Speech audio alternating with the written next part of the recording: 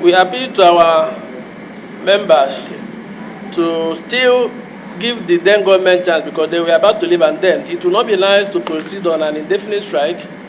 And do you have the letter dated 5th July with you? 19th 5th July letter? Yes. Please go to that letter and go to... I'm coming to it, sir. Demand. Yes, I'm coming to it, sir. So, so we had to give the new government time to come in, because we felt that if we proceed on an indefinite strike and they will take over and meet us on strike, that it will not be good. So we are given that time, and we continue negotiating with government, and all the timelines we entered into, all the timelines in the Memorandum of Understanding we signed with government on the 19th of May, all of them passed without a single one of the items being addressed.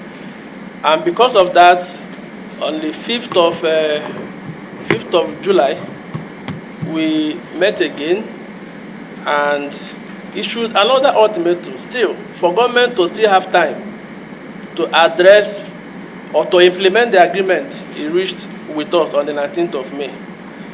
And that 2 weeks was about to expire when, in fact, it was on the last day of that ultimatum that we were called by the Ministry of Labour to review the progress of the implementation of the Memorandum of Understanding. In that meeting, it was obvious that not a single item had been implemented. And instead of finding out why that happened and insisting that those things be implemented, we are faced with another Memorandum of Understanding that they brought up, trying to shift the deadline that had passed. And we said, no, if we accept this, our members will not forgive us. And so we requested for more action. Throughout that last week, that was on Monday last week, nothing happened. The ultimatum expired. And we still gave additional 4 days, and nothing happened. And so the agitation across the country increased, and the National Officers Committee could not control it. That was what led to another emergency meeting that we had on Friday last week. We are about to declare a strike, but we also said, let's also give more time. We went on recess, still giving time for government to address those issues. We kept waiting until... President, go to the issues. Now, the issues are, number one, sir, the 2023 Medical Residency Training Fund has not been paid. And we have been clamoring for this payment since January this year. We are aware that all the paperwork has been done. The fund, it was captured in the 2023 budget, and our members are not, are not happy that it hasn't been paid till now. The training and examination that the payment is meant for, many of them had to borrow to go for them, and all of us know the current hardship that everybody is facing. So they are not able to cope with the fact that that payment has not been made. Even when we have been pushing for it since January this year. So we also have massive manpower shortage in our hospitals. Our doctors and nurses have fled the hospitals, and the few people that are left there are not able to cope with work. And it's that time, there was a ministerial committee that was set up at the Federal Ministry of Health last year, because they discovered that it takes a long time for the chief medical directors to go through the bureaucracy of government in replacing staff that have left. So that committee had to come up with a guideline on how to quickly replace doctors and nurses that have left the system, so that services can be maintained, so that Nigerians can, will stop dying. Because essentially, when you don't have the full complement of staff in the hospitals, there is no way you are going to have effective service delivery. And so a guideline was drafted by that brain drain committee, and they called it a guideline on one-for-one replacement, and that happened in February this year. In that same meeting, it was agreed, and everybody that was supposed to be there, they were all represented, including the Office of the Head of Service of the Federation. They all agreed to the guideline, and it was said in that meeting that because the Ministry of Health does not have power to issue circular, that the representative of the Head of Service will now take the guideline, the Ministry of Health will write officially to the Office of the Head of Service to release the former circular so that the CMDs will start implementing that one-for-one policy. Since February, that has not been done. In fact, in the MOU I have before me that we signed on the 19th of May during our warning strike, it is written there clearly that that circular will be released on or before 5th of June. And today is 27th of July. It has not been released. Sir? The second thing here, the third issue we have is the issue of the downgrading of our membership certificate by the Medical and Dental Council of Nigeria. Since last year, our members started asking questions why that happened. We know that the membership certificate being issued by the West African College of Surgeons when we passed our membership exam has always been categorized by MDCN as category B. But all of a sudden, our members noticed that it was downgraded to category C. And incidentally, even as of today, our members are saying that the membership certificate issued by the West African College of Physicians is still on category B from what they sent to us. So we are wondering why that of surgeons was downgraded to C. And the membership certificate issued by the West African College of Surgeons. Okay, but that of physician is still in category B from what our members sent to us. So surgeon downgraded to C. And physician is still in B. Yes, sir.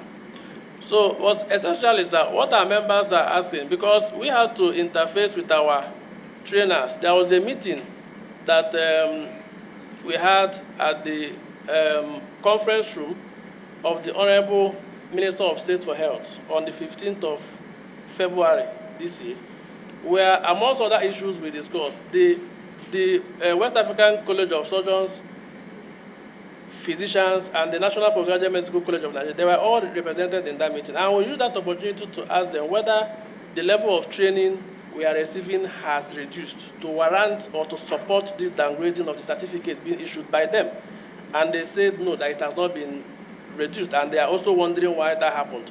And so the Ministry of Health mandated us to write officially to them, which we did. We wrote to the Federal Ministry of Health sometime in February this year to officially complain, because all we are asking for is explanation. You know, because we are the ones being trained, we are the ones acquiring this certificate. So if it has to be downgraded, are we not entitled to at least know why? And that is why we have made several efforts to get that explanation, both officially and unofficially, but unfortunately we haven't gotten it up till now. And so that is part of what is causing agitation. Sir, we have the issue of non-payment of skipping arrears, dating back to 2014, 2015, 2016. In the same memorandum of understanding we signed by, with the government side on the 19th of May, because the Federal Ministry of Health has always been saying that the issue of skipping arrears, that they appealed the judgment authorizing skipping. That has been the position of the legal department of the Federal Ministry of Health. And so, but at the point, we felt that if you appeal the judgment in 2014, 9 years after, nobody has heard anything about the appeal. Our members have cause to believe that there may actually not be any appeal. It may be a strategy by government not to offset these arrears. And so we started demanding for evidence of appeal, which we believe should not be a hidden thing. So in that memorandum of understanding, it was stated clearly that within 1 week from the date of that meeting, 19th of May, that the legal department of the Federal Ministry of Health should provide evidence that they appealed the judgment on skipping. And they didn't provide it. Even at the meeting we had last week on Monday, chaired by the PAMSEC of Labour, we kept asking them, has this evidence been provided? But nobody could answer that. So our members are still requesting for the payment of these skipping arrears. The new hazard allowance that was paid last year, the arrears, a lot of our members, and indeed some other doctors, some other cadre of doctors, and indeed other health professionals, nurses, lab scientists, some of them were omitted in that payment. And ever since that payment came, we have been clamoring for them to pay those that were omitted, because we all know how difficult it is to contain your anger when you are working with people and they get paid some allowances and you are not paid. And so, in fact, the list of those that have not been paid have been submitted since last year to the Office of the Accountant General of the Federation. In fact, we also had to compile the list on they kept promising us that they will go through it, and up till now, nothing has happened about it. So, when the minimum wage was increased in, I think that should be sometime in 2019, there was a consequential adjustment that was made that ended some some areas of consequential adjustment of minimum wage, which was paid in 2019. At the time of that payment, we had a lot of doctors that were still on GIFMI's platform. They have not been migrated to IPPIS platform, and that payment was made through the IPPIS platform. And so, but we are all doing the same work. We are all using the same salary structure. And so, because they were not on, they have not been paid. Sir? Arrears of those that have not migrated. Yes, but they have migrated now, but they have been asking for the arrears. It hasn't been paid. So the other issue, which is also a major demand, is the issue of the upward review of the consolidated medical salary structure. Now, that an association has always informed government that we believe that any adjustment, because government on its own agreed, following discussion, that there is need to upwardly review the consolidated medical salary structure, and indeed, even the consolidated health salary structure for other health professionals, because the salary structure we are using was approved in 2009, but implemented in 2014. And part of the collective bargaining agreement was that it will be reviewed every 5 years to be in keeping with the economic realities at that particular point in time. And so we are expecting that any upward review will be based on data, that it shouldn't just be government offering what they like without taking data into consideration. And the data we are talking about is a comparison of the exchange rate after 2014 and 2023, the fuel price, the difference in price of fuel, inflation rate, because in essence, any increment should be such that it will restore our purchasing ability. And that was how we came up with a request last year that we are requesting for 200% increment, because we put all those data into consideration before coming up with a figure. And so that is still our demand. That's the demand we made before removal of fuel subsidy. And so what we expected was that if government disagrees with that figure, they should also apply the data we use to come up with their own figure, and not just to offer something that is not based on research and statistics. That is still our demand as at today, that we want an upward review of the consolidated medical salary structure to a minimum of not less than 200%. That is what NAD as an association is demanding for. And they are saying that they are going to reject any increment that is not based on that.